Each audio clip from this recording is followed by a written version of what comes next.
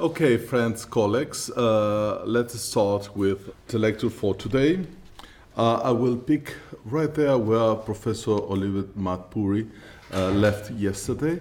As you remember, he showed us some UNDP's film. Those films were intended to show to all of us how well the MDGs process did. I will address to the standard discourse of the United Nations system.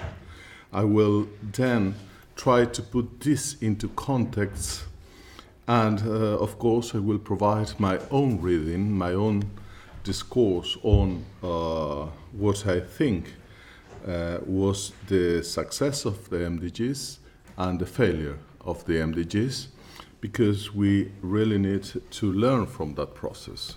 It was certainly a very important international initiative, a very good one, because it mobilized a bunch of nations and technicians and people all over the world. I will base briefly my assessment in this book we have published recently, and I will provide a copy for you. I will not repeat what is all in there because I strongly recommend you to address this book that was edited by Gabriel Kohler, Thomas Boga, and myself. And there are a few articles that deserve a lecture because it's you can find there some of the most, I would say, constructive criticism you can find in recent published books. So let's start from the beginning.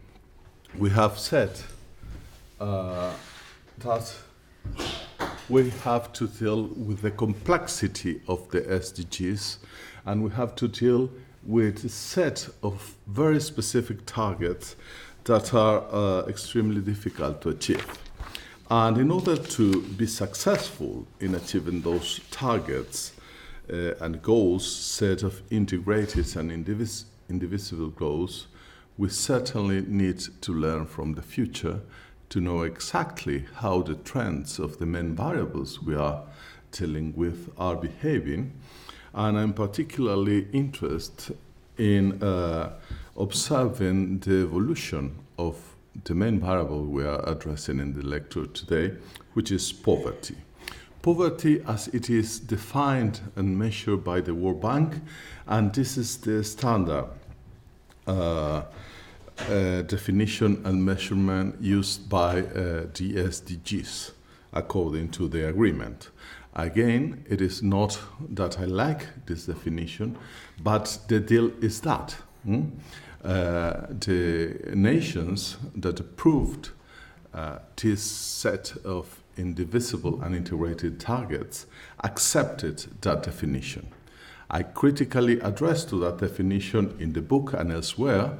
CROP also has a very critical view on this mono-dimensional way of looking at poverty, because all we agree that poverty is multidimensional, and yesterday Oliver presented this in a very, very good way. So let's leave aside for the time being that discussion and concentrate on the definition and measurement done by the World Bank, and let's assess in the own terms of SDGs and the MDGs process how good or bad are we doing in order to make all the corrections we need to achieve this set of integrated and indivisible goals. Again, I will deal just with goal number 1, and particularly with extreme poverty target, which is the 1.1 targets. As said before, this is not something new. This is a process, and this is why we need to capture the idea of process that was implicit in the definition of sustainable development we gave yesterday. Again, it's important because we cannot just finish the MDGs as a start from zero. This is a brief account of how long did it take for for the international community to reach the consensus expressed in target 1.1. But now the target is certainly ambitious. The target is to eradicate extreme poverty, again measured as the World Bank is currently doing at $1.9 per day. So, as said before, let's concentrate in the discourse. Yesterday, the two films we saw from the UNDP clearly stated how the international community is evaluating the MDGs process that is going to continue somehow with the SDGs process. Because now the target has been upgraded, and now the target is to zero poverty, to zero extreme poverty, while also looking at the reduction at least of half the proportion of persons of all ages living in poverty, in all dimensions according to national definitions, but this is target 1.2 that I'm not going to deal with it in this presentation. However, I really want to concentrate in the official discourse of the United Nations. You may see I extracted some of the most important lines from different reports that, according to United Nations, the MDGs target not only has been met, but poverty rate have been halved from 1990 to 2010, and this was achieved 5 years before the MDGs reached an end. So this was the line that made up the highlights and headlines in many newspapers all over the world.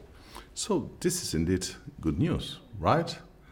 We can always be happy about the fact that MDG target number 1 was reached, and a fewer number of people is not living in pain, in hunger, in extreme poverty, is dying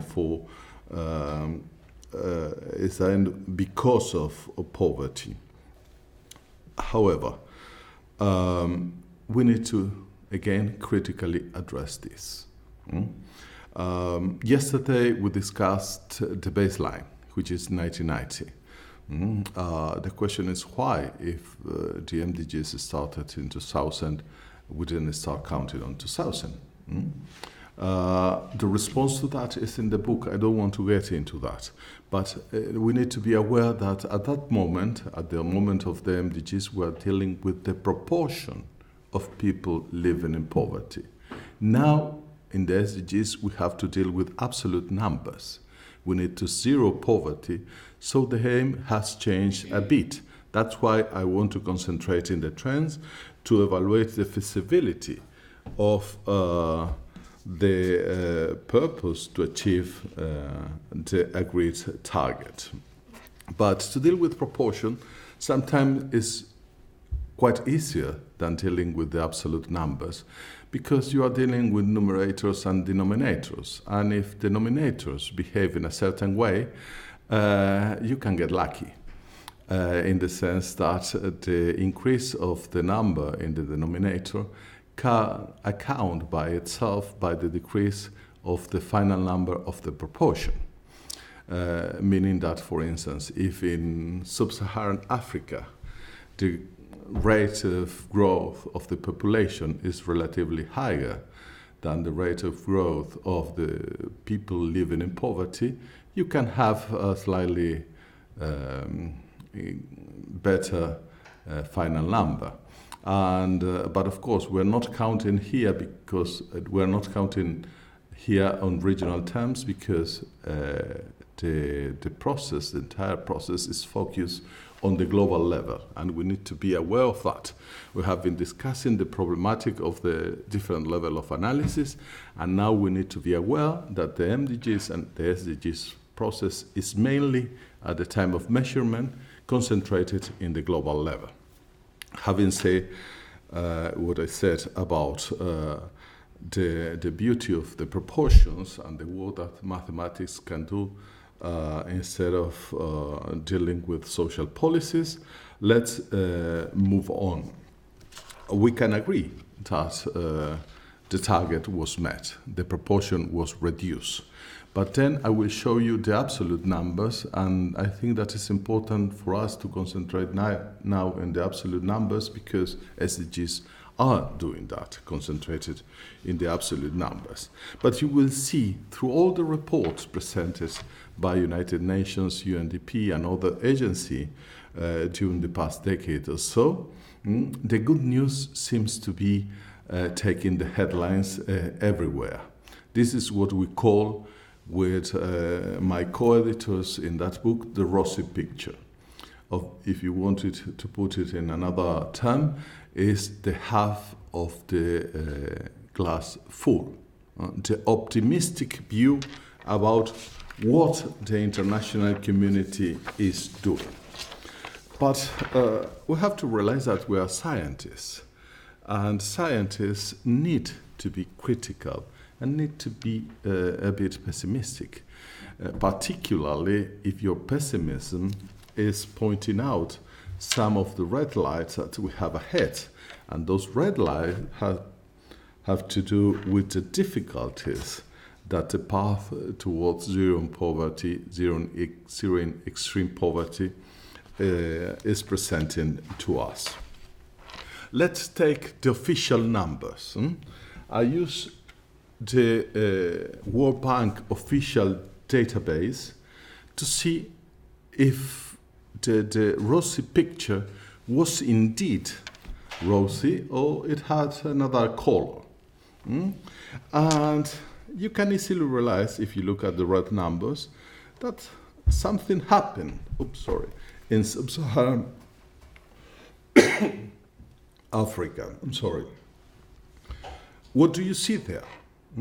I took, because the architects of the MDGs decided to take a baseline in 1990, you can observe there the number in 1990, but they decided to go a bit further back because those numbers were available. And I think that it is important to have all the data, all the information we can have in order to see the trend. And what's the trend in absolute numbers that you see there? If you start in 1991 in sub-Saharan Africa, the number of poor people was 200 million, about exactly 204 million and something like that. We need to be aware that there are some problems with the statistics system in Africa. This number has been estimated, but still are the official numbers provided by the World Bank. Any of you can take those numbers out of the World Bank database, and it has public access. And if you see, the trend is going up and up and up. And now we are in times of dealing with the absolute numbers, and this is the trend we have to deal with. For general information, I provide other numbers, but I also put in red China, because if you see in 1990, the number of poor people in China was about 700 million. And in 2010, which was the date that the previous rosy picture was depicted, the number of poor people in China declined substantially to 150 million. So, to put it more graphically, this is what happened. You can see now clearly the trend. Poverty in sub-Saharan Africa And in all other parts of low-income countries, but most of low-income countries are located in Africa, it's going up. And the poverty in China dramatically went down, explaining by itself more than 2/3 of the decline in global poverty. But have you seen in the official discourse depicted by the United Nations that all the success the MDGs had was based mainly in the effort of one country? Barely. But this is something that we need to take into account, because when we have a history of success, and let me tell you, the success that China had is the most impressive that can be registered in human history in terms of reduction of poverty. So we need to ask what happened there, why they were able to do that, and what are the real implications of that impressive number, because we need, again, to be aware that we are talking about extreme poverty, income poverty, monodimensional poverty, and we also need to ask about the consequences of that reduction, as well as the implication for the idea of development and, more precisely, sustainable development we have been discussing previously. But I think that this presents a quite different picture of what we have been seeing. And we can also provide an alternative discourse that I think it is very much needed. Because if we arrive to 2020-25, still keeping the optimism and the rosy picture up, we will not be able to meet the target, because we are not just seeing the reality of what's going on in important parts of the world, like Africa and part of Southeast Asia, where chronic poverty is there, where extreme poverty has been reproducing, and where something more or less dramatic is needed in order to achieve the objective of zero poverty and leaving no one behind. And with this trend, I can tell you right now, I am quite skeptical. I'm not sure what do you think about that. But this represents, and particularly in the case of sub-Saharan Africa, a very difficult case, because we are dealing with that kind of poverty that is not easy to eradicate because of what was called a trap of poverty, if you want to, following Das Gupta and other authors, but it's extremely hard to deal with, and we need to start dealing with as soon as possible. But this is not the only trend that I'm concerned with. There is another trend that has been somehow contemplated in the SDGs now and was not contemplated previously, and has to do with, guess what? Inequality.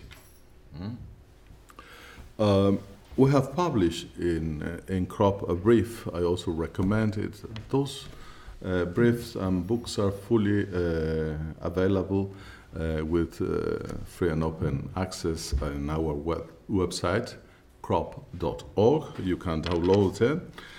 We have reproduced a study,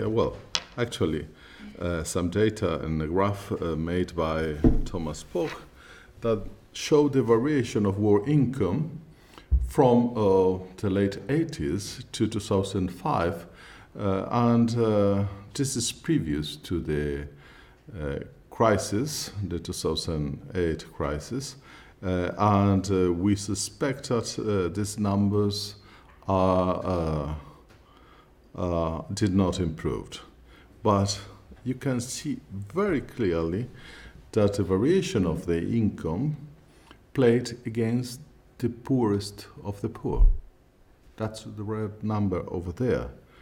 And the relative change benefited, again, the richest proportion of the holders of the world income. This is not new. Our intuition tell us that this has been going on for quite a while, but it is always surprising to see the numbers that it speak by themselves. What does this tell us? That the combination of the trend we saw previously with a trend to increase the inequalities at global level would certainly play and conspire against the achievement of goal number 1. And this is something that has been going on for quite a while. If you see here, these graphs have been taken from Piketty, from his well-known study. You can see here that there is a long trend that has been substantiating our skepticism about the reduction of inequality. And clear, this is something that is happening more abruptly from the 80s, when neoliberalism took control of the main stage of the setting of policies and international policies through international organizations, donors, etc. You can see very clearly here, but coming from the international relations, this graph tells me something else. You will see also a trend that has been increasing clearly from the 1920s and has abruptly decreased in the 40s. Guess why? It's obvious. It's the Second World War. So what we can see here is that only a major catastrophe, like a world war, was able to reduce that trend clearly. But there is something else that we can tell from this graph. This is for the United States. And you can see also the effect of the New Deal there. This is a flat trend that you can observe there. So this tells two things. One, the effect of a major international crisis, a war, a catastrophe, I would say, that destroyed totally some of the production and consumption system in Western societies and in other parts of the world as well. Second, that policies can make a difference. The strategies of development can make a difference. Not in the sense we want, because the flat trend is not good enough. And you can see the opposite in the trend upwards. Policies make a difference as well, in the negative way this time. So I want to share with you something important, because as I said, I'm coming from the international relations. And now I'm concentrated in the United States because one of the most elegant theories of international relations tell us that you need to understand how things are in the center of the system, in the most powerful state of the system, because systems tend to socialize the rest of the units through a set of principles that condition the conduct of the other. But imitation is one of those, and the rest of the system tend to imitate policies and actions taken by the leadership of the main hegemonic power. Of course, I'm simplifying and oversimplifying this, but the idea is also very powerful. If we understand the trends at the core of the system, we can make some inferences about what's going on elsewhere. And since we have a good set of statistics for the past at least 50 years, we can also make important inferences here.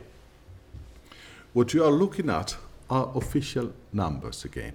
Official numbers provided by the presidents, by the Office of the President of the United States, the Bureau of Labor Statistics, and the Census Bureau. And I was struck to see that trend. I didn't make the green points.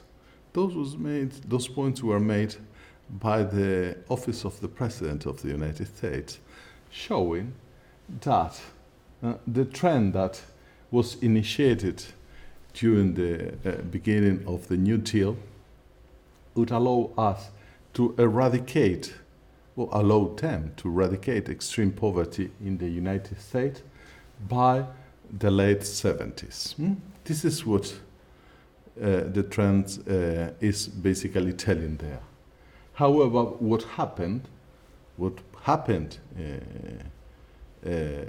actually happened was the red line, the official poverty measured there. And you see that even in the most powerful and rich country in the history of the humanity, poverty has been maintained around 15% during the past 30 years or so. And this is getting worse now, as you may have realized. So this is something, again, we need to reflect. If an extremely rich and developed and powerful country is not able to deal with poverty, as we can see clearly there, what we should expect from other countries, particularly the case of sub-Saharan Africa, as we saw before. And the explanation is right there. That's why I put one graphic next to another. Again, inequality. You clearly can see how the distribution of household income, real household income, has been done in the United States for the past 50 years. And the blue line, the fifth quintile, explain why the black line in the graph before behaved in that way. And I also want to show you something that I think is also very relevant and explain the role of policy in alleviating poverty. You can see here that market poverty, what is defined as market poverty in the US, is over 25%. Again, it's quite difficult to conceive that level of poverty in a well-developed country, or at least a country that is defined as a well-developed country. But of course, post-tax transfers alleviate a bit that poverty, showing the positive effect of social policy and social transfer to alleviate poverty. This is something we need to have in mind in order to think about possible solutions to the dark picture I am describing now. Sorry for that, but I think that after what I've said, the rosy picture no longer exists. At least we have some strong element to critical assess the evaluation made by United Nations institutions and organizations. But why is this happening? Again, we need to go to the causes that we can honestly think about of the problem in order to design or envision some possible solutions. Otherwise, we will be lost, and we desperately need ways to think about solutions to this problem that is causing right now everywhere a huge pain, is causing deaths and suffering, and is perfectly avoidable. We know that. We are again in a society that was very poor and now is one of the most developed societies in the world. Therefore, there are pathways toward development and sustainable development that we need to explore. Again, contextualizing realities, looking at the determinants of poverty, the causes of poverty in historical contexts. This is just one way to look at them. And this is the result of a series of work I have been doing during the past 20 years, just to understand the process of development, defined as I did yesterday, as an historical process dealing with the production, consumption, and distribution of public and private goods at different levels, local, national, international. And I came up with this idea, which is not original at all. I put together a few things here. And most of the assumptions in this scheme are based in a standard IR theory. But the main point here is that we are dealing with poverty at a global level from the standard discourse that we've seen before. But actually, the only way, according to this approach I am presenting here, the only way we have to address poverty is at the national level. Why? Because we have there, at the national level, the interaction of the two perhaps most important structures we have in social sciences, which are the state and the market. And the interaction of those structures provide what I call the political economy approach. It is important for us at this point to realize that structures doesn't exist in the real world. I'm forced to tell you that because sometimes in our standard discourse or in our day-to-day discourse and conversation, we tend to think that the structure have a real entity, but they don't. Structures are mental maps. They exist only in our minds. A way we scientists have to put some order and to see some patterns. That's why structures are very important. But the limitation of those structures are there because they really don't exist. But you, I, and everyone speak about structures like a state and market as if they really exist.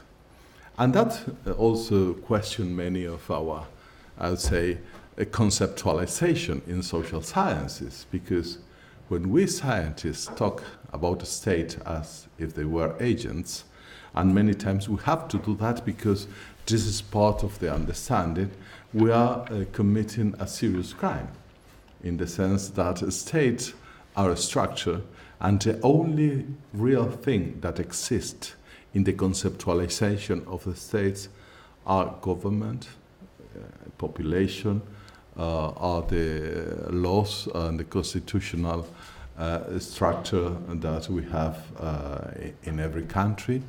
And therefore, those material components organized in some way provide us the idea of a state.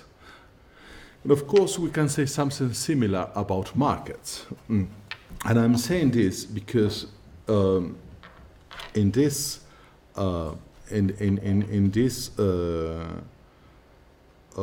approach, we are dealing basically with things that do not exist, but hopefully they will allow us to understand why poverty and inequality are reproduced more or less normally within the current international, national, and local system.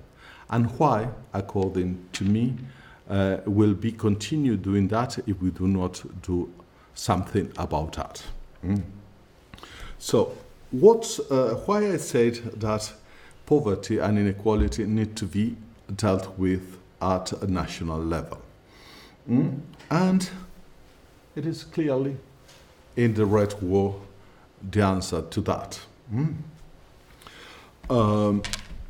At the national level, we have the interaction of two extremely powerful structures. One, the market that produce and distribute in a certain way, and on the other hand, we have the state that distribute resources in another way, quite different from what a market does as a distributive structure. And the problem is that the principle that inspire the market, which is roughly called the maximization of profits, doesn't include any normative approach to poverty or inequality. To be blunt, the market don't care about those small things because it's not supposed to. Who or which structure has to take care of that? Of course, it is the state. But what's the opinion you have about the state? What the standard discourse tell us about the state? What neoliberalism tell us about the state? You can see that globally there is a strong force operating against the states everywhere, because the states are inefficient. Again, inefficiency here means that the state gets into the process that distribute resources everywhere, and markets don't like that. So the standard discourse, neoliberalism, etc., what are telling us is that we need to get rid of one structure that plays an important role in the political economy of development and poverty. And what I'm arguing here is that that structure precisely is the only one able to limit the process and the trends that we are seeing now. Without the state, there is no possibility of minimizing the effects that the market do everywhere as a distributor of goods, resources, and services. So we need to be aware of that, and we need to be aware that the national level is the level that matters in this respect. Why? Because if you look at the other level of analysis that I call level 2 international system, the other principle here in the political system is anarchy. And there is full agreement that in theory of international relations that anarchy is the ordering principle there. What we can discuss in international relations is if some regimes can alleviate the effects of anarchy. But don't get me wrong, anarchy doesn't mean chaos, because there is a kind of order behind the anarchy, and those are called hegemonic orders. But of course, those hegemonic orders are devised to serve certain interests, as any order in the world. And but on the other hand, in the subsystem, in the economic subsystem that you have at the right of the screen, the international market is also based in the same principle. So the only hierarchical system that we can find ways to address the problems I am mentioning here is the political system at national level, according to my reading and my discourse on the international system I am presenting here. And the problem with the international subsystem is not only the ordering principle, sino the existence of very loose regulations that produce some very important effects that again are in red there. In the current system, capital can move freely all over the world instantly. But can you come here and work here in Europe? Can you go and work freely in the United States? Can you even go and work in South Africa if you live close by? So what's happened with the mobility of labor, which is one of the principles of standard economic theory that we all learn in school? We are assuming that the factors of the economy move freely in order to find the equilibrium required by the standard approach. But this is not happening in reality, and it will not happen because in the near future. Therefore, we have another real problem. While capital is moving, labor is not. And this, in reality, implies that there are a differential of power between those factors, and a differential of power that is reflected in how resources are distributed globally, nationally, and locally. If you have the possibility of access, as the capital does, and if you don't, as labor don't, you have two different kind of power there, and I can predict quite easily that those having the disadvantages of the non-mobility will lose in the long term in the global distribution of resources. As Oliver always says, are you with me? If there is any question, then we will take them. But if this analysis I made based on some established theories is correct, the trends I described before in relation to poverty and inequality can only get worse in the long term. Why? Because the distribution of resources and the enormous concentration of wealth that we see, that has been the trend for many, many years, continue. That means that wealth is translated into power. So the power of the wealthy continue to increase. And this question the basics of our system, of our understanding of democracy even. And how this can be solved? Well, this is something that we need to discuss very carefully. However, it's important that you realize of something extremely important, because what I describe in theory, in fact, is being legalized somehow in many of the countries, and has to do what is called there the regulatory capture. And this is, to describe it in very simple words, this is that something is going on. It's an ongoing process everywhere, and has to do with the fact that many interests, private interests, capture those agencies that are supposed to defend the public interest with different variances. You can call this corruption, but in many countries this is very legal. And lobbyists are hired to do precisely that.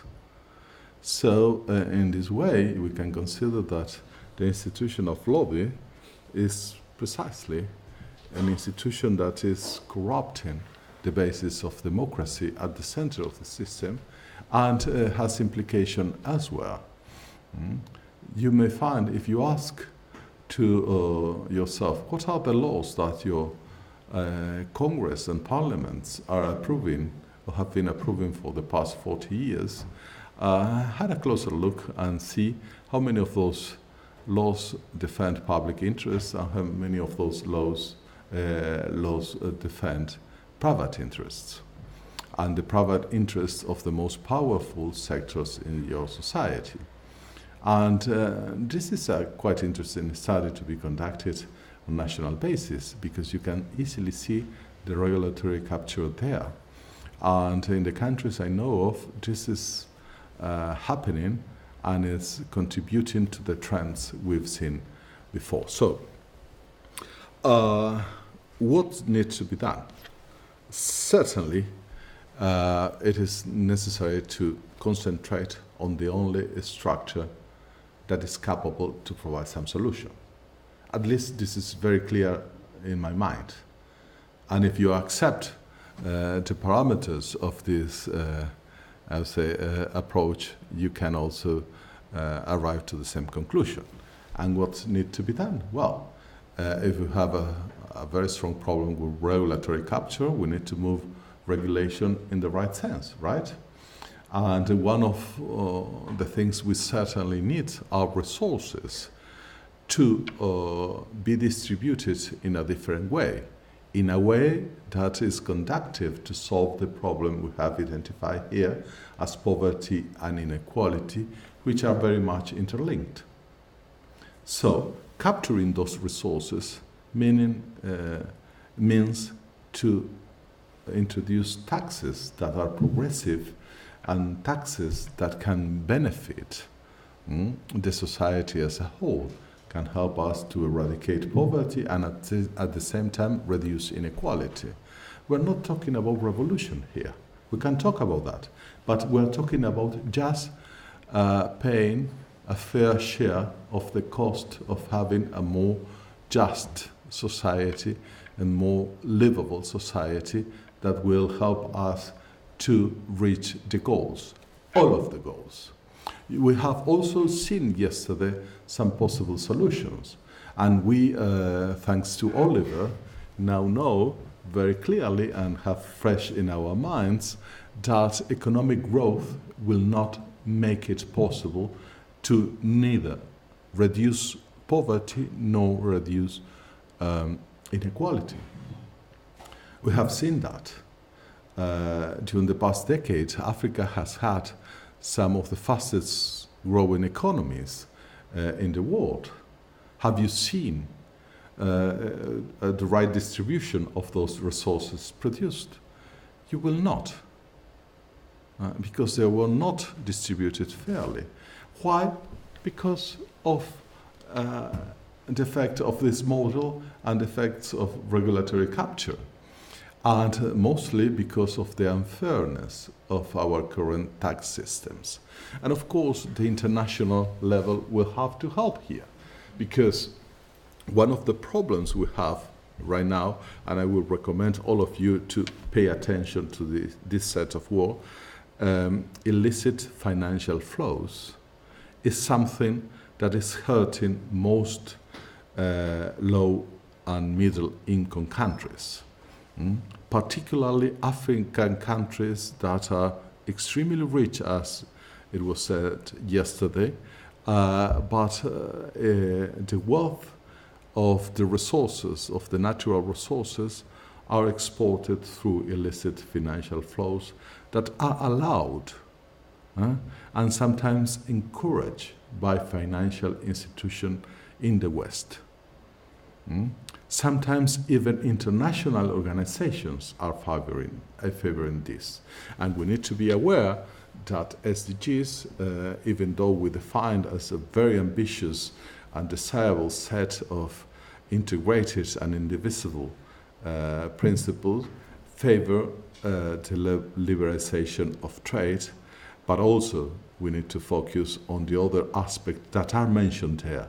So let's take the SDGs as a whole, let's take the work of our leaders, and let's push in the right direction.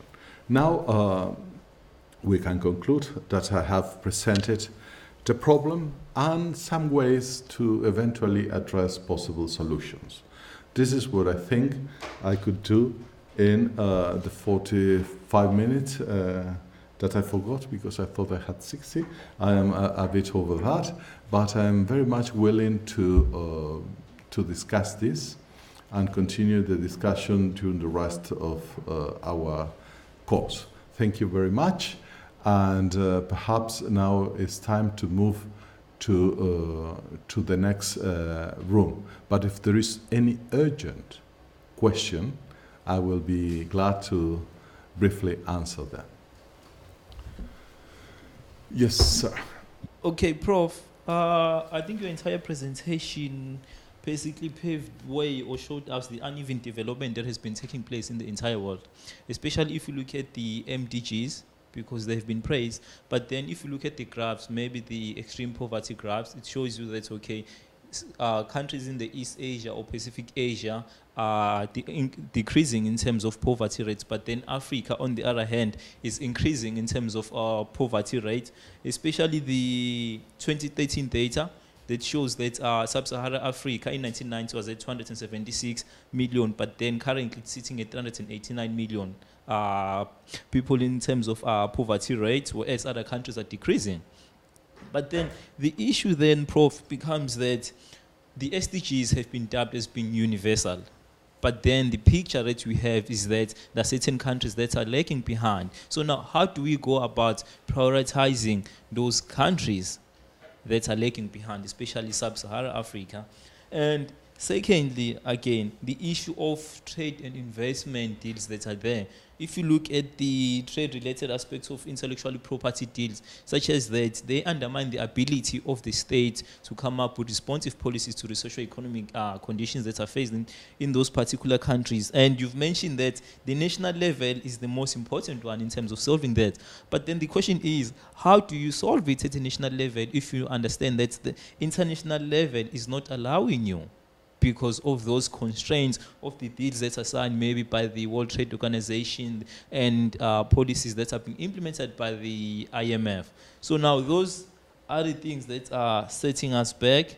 And okay, lastly now, again, you mentioned that the international level is basically on anarchy as it is. But then there are some authors that are saying, no, the BRICS is coming up with some sort of coexistence in the international arena, and it's trying to represent the developmental needs of emerging and developing countries. And I want to know what's your take on that? Do you see the BRICS as being an important player in the implementation of the SDGs, particularly in emerging and developing countries? Because if you look at the BRICS 5 pillars of strategies, they mainly focus on these issues that are raised in the SDGs. Thank you. Well, thank you. This is, let me be blunt, this is not what I expect from a short question. But again, I will try to be very brief because we need to move on. Again, I'm convinced that the response is at the national level. But again, you're right. I mean, the system, by definition, has to be tough on those that are against the system. And this is something that happened. And I know the case in Latin America. In Latin America, you have had, during the past year, a set of democratic movement and democratic states that produce a slight change, very slight, in the distribution of income, improving it. In the case, that's the case of Argentina, Brazil, Ecuador, Uruguay, and Chile, and improving the conditions of the poorest through a series of distribution policies that distribution income. It was just a superficial change that was condemned all over the world. And they are still condemning that, and the leaders of those states will have to pay a bill for that. Because, systems are not gracious and are not tolerant of deviance. And the word deviant, what I'm telling you is that even though I still think that the solution is at the national level, it should be a consultation between different states at the national level to produce that change. Perhaps in the case of of Africa is going to be easier now because the system can tolerate more deviance in that sense, because they have a problem, and the problem is exactly that, and they do not know how to solve it. Actually, they are conscious that what has been done is not working, but they still keep doing that. It's like the alacran with the little frog on its back. You know the story, that the alacran invites the little frog to cross the river, and the little frog said, no, I won't go over there because you will bite me and I will die. And I mean, the little frog was supposed to carry the alacran. Say, I cannot bite you because we both die. And in the middle of the river, the alacran bited the frog, and when they were both about to die, the frog asked, why? And the alacran said, it is in my nature. And we perhaps are in front of that kind of situation, where even though the system could be conscious that is going to die somehow, still will bite. But having said that, I think that it's about time to move forward, and I will fully available for questions and perhaps more importantly, criticism from you, because as we know, critical views are the only one that will help us to improve. Thank you.